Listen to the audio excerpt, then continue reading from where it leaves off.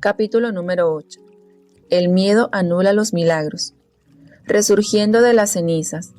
Mientras pensaba qué quería hacer a continuación, repasé mentalmente los éxitos que habíamos alcanzado con la revista.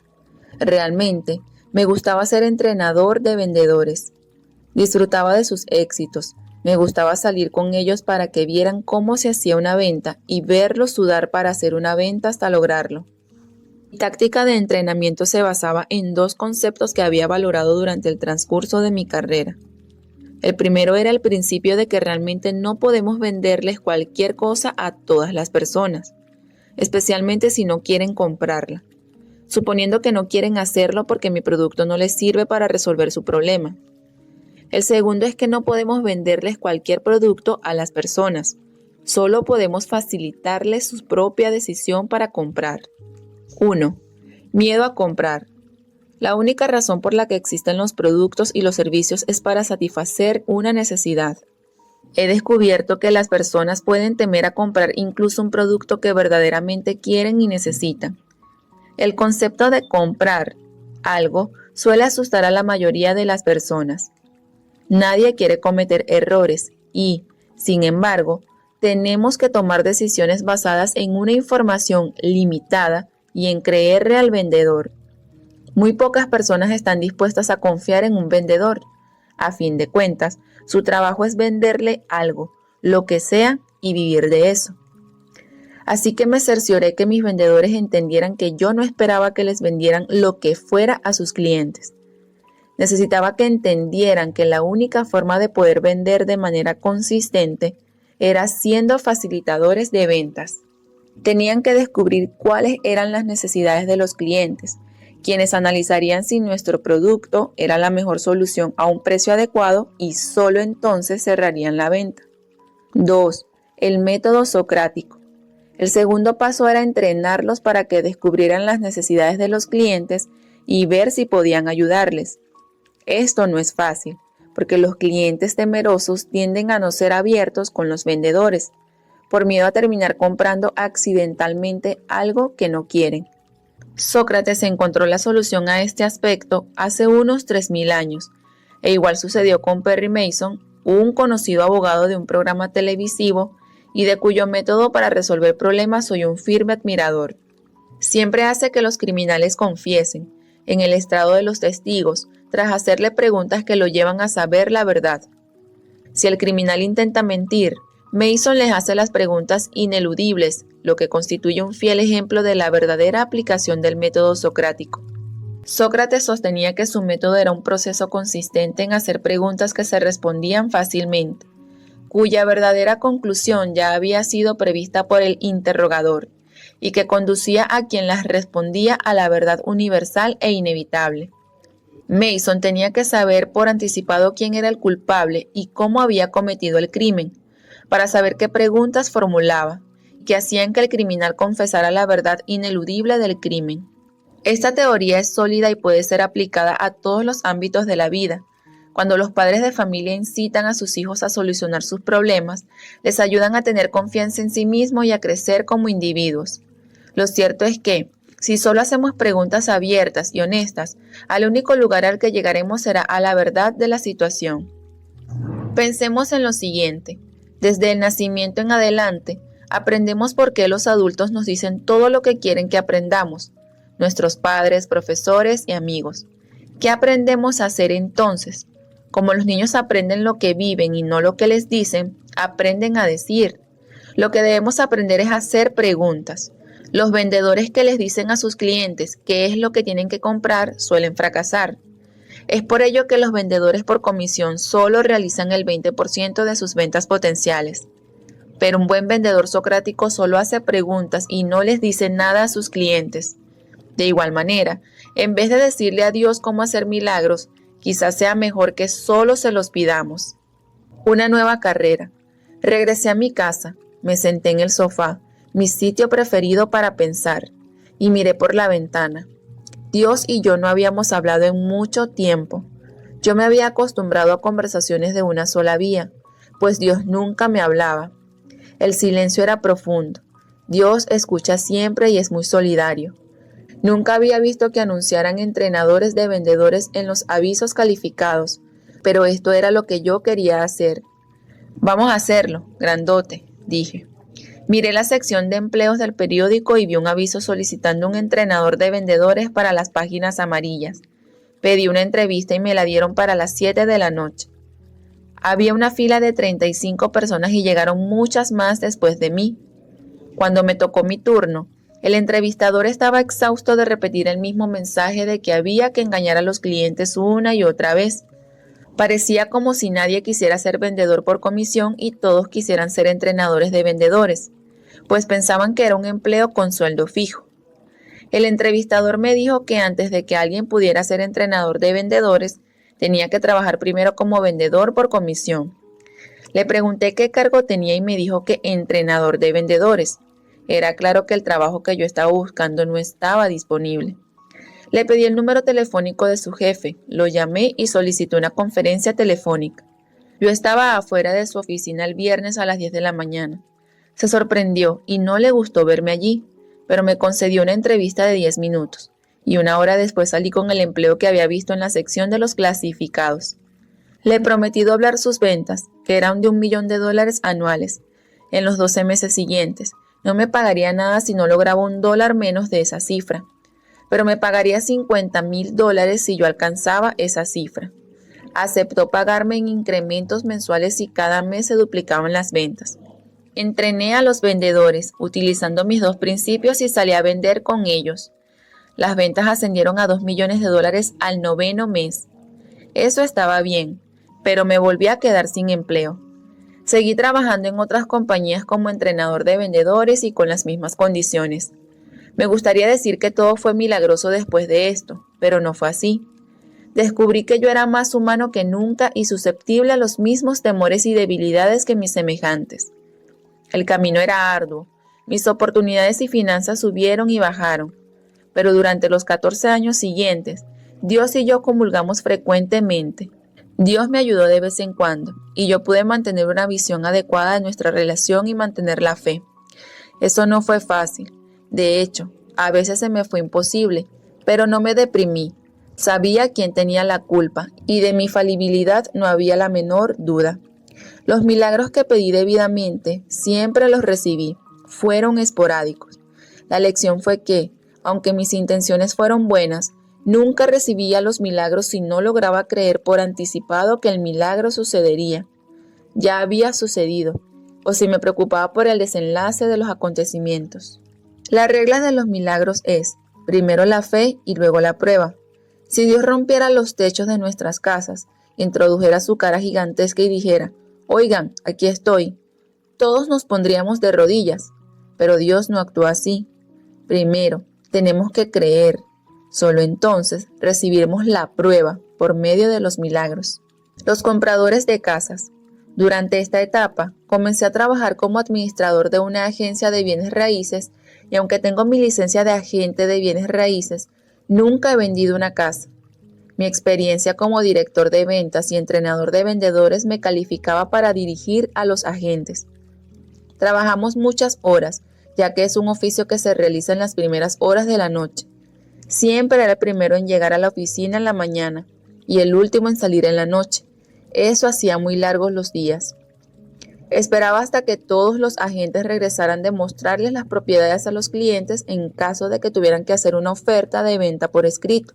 Yo revisaba los contratos y no me gustaba hacerlos esperar hasta el día siguiente. Por eso retrasaba los negocios. Si daban las 9 de la noche y algún agente estaba mostrándole una propiedad a un cliente, yo dejaba las luces encendidas, pero cerraba la puerta con seguro y les abría cuando llegaban. Una noche, me olvidé de asegurar la puerta, y una pareja de unos 30 años llegó con sus 2 hijos a las 10 de la noche.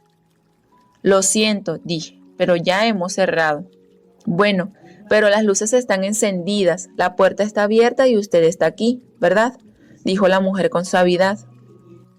Sí, dije vacilando, pero yo soy el administrador y solo estoy esperando a uno de mis agentes. Tenemos que comprar una casa esta noche y usted nos tiene que ayudar, dijo ella. ¿Por qué tiene que ser esta noche? Porque queremos mudarnos mañana en la mañana, respondió. Yo me resistía a creer que una persona pudiera estar tan desinformada. Señora, le dije, es imposible.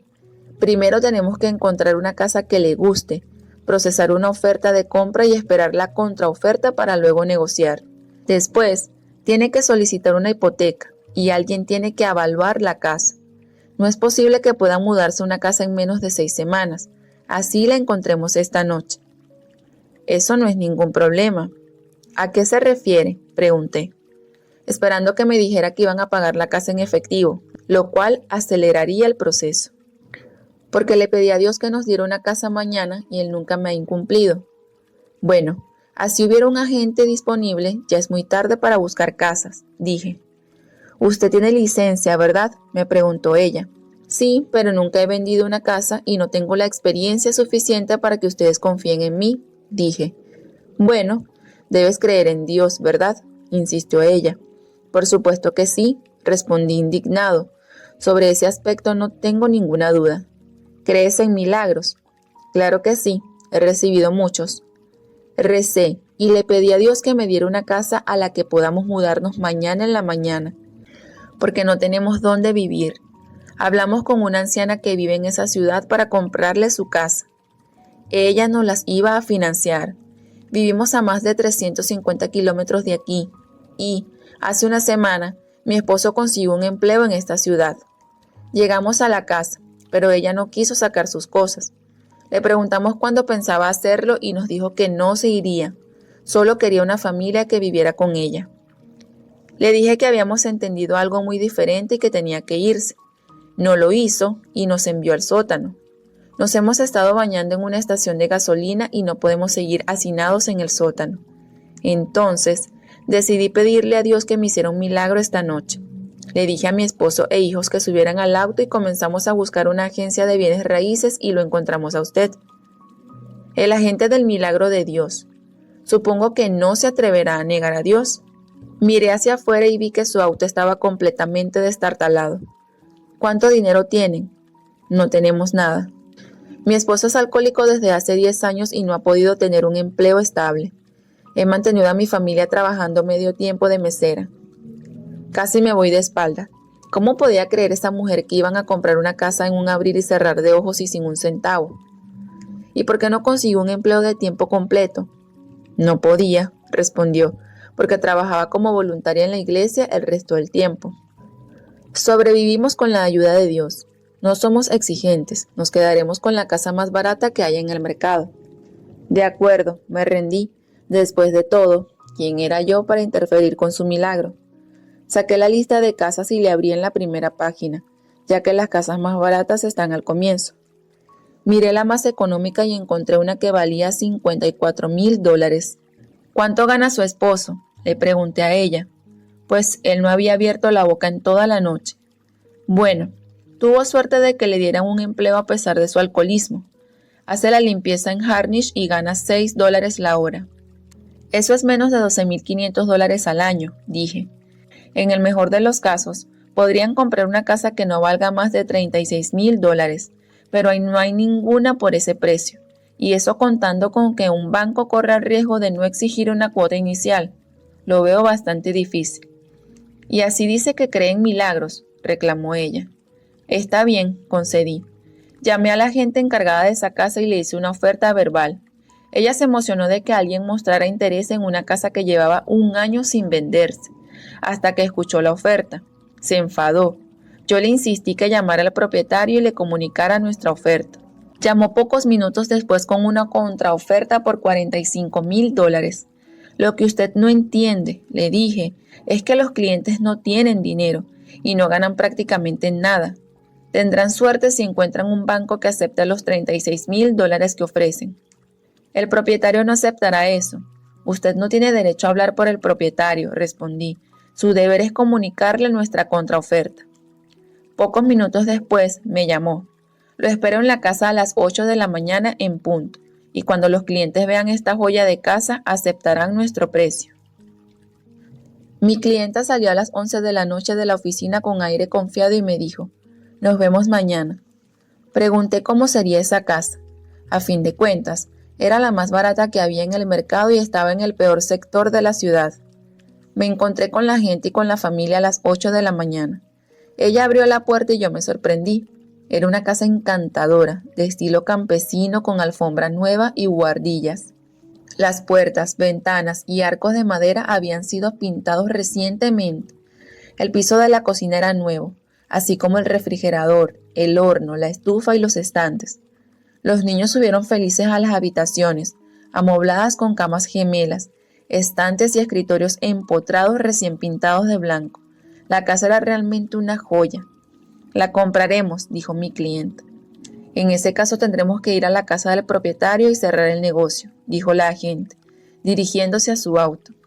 Llegamos a un enorme rancho en las afueras de la ciudad que debía valer $250,000. Un hombre entrado en años y vestido con un overol salió a recibirnos. Tenía manos de trabajador y un aspecto agradable. Nos hizo pasar a la cocina. Nos sentamos a la mesa y su esposa nos sirvió café y pasteles. «¿Qué le pasa, señor?», le preguntó el propietario al esposo de mi cliente.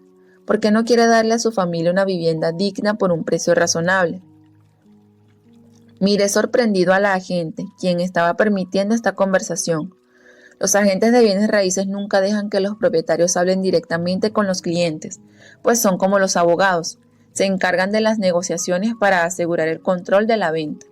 Sin embargo, la agente parecía estar completamente de acuerdo en que el propietario siguiera hablando con mi cliente, así que haría mejor en no entrometerme. «Bueno, señor», titubeó el esposo, «yo sí estoy dispuesto. Nuestro agente dice que no podemos pagar un precio más alto. Sucede que yo soy un exalcohólico. Llevo 10 años desempleado y hace una semana conseguí un empleo haciendo la limpieza en Harnish». «Harnish», exclamó el propietario. «¿Quién es tu jefe?» «Un buen hombre llamado Charlie Rogers», respondió. «Te venderé la casa por $36,000», le dijo el propietario. «Disculpe», me interrumpí. «No sé si podamos encontrar un banco que nos haga un préstamo». «No importa», respondió el propietario. «Financiaré la casa con un registro catastral». «Pero no tenemos referencias de este hombre», protestó la agente. «No cumple con ningún requisito». «Mire», dijo el propietario, «acabo de retirarme después de trabajar durante 36 años como jefe del departamento de mantenimiento de Harnish. Charlie Rogers, quien es un alcohólico reformado, comenzó a trabajar bajo mis órdenes hace 15 años. Le di una oportunidad y no me decepcionó. Si este hombre le sirve a Charlie, también me sirve a mí. Le venderé la casa por ese precio ahora mismo». «Señor», interrumpí de nuevo, «espero que no le moleste mi pregunta, pero ¿por qué la casa está como nueva?» «Hijo», me contestó, «mi papá construyó esa casa. En ella crecí, viví toda mi vida y levanté a mi familia. Compré esta propiedad el año pasado para mi hijo, quien padece de síndrome de Down. No iba a permitir que mi otra casa quedara en ruinas. Tenía que repararla para una familia que la mereciera, como esta, que estoy seguro la cuidará con amor». Mis clientes lloraron de felicidad. De hecho, a la agente y a mí también nos salieron algunas lágrimas. «¿Podemos mudarnos hoy mismo?», preguntó la mujer.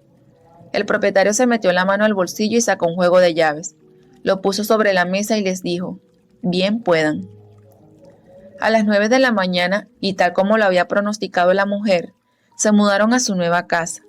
Dios actúa con rapidez cuando quiere. Antes de despedirnos, mi clienta me preguntó: «¿Alguna vez ha dudado de Dios, señor Tucker?». «Jamás», respondí, aunque tengo que admitir que me dirigí a mi auto mareado y como elevado, como si estuviera en las nubes.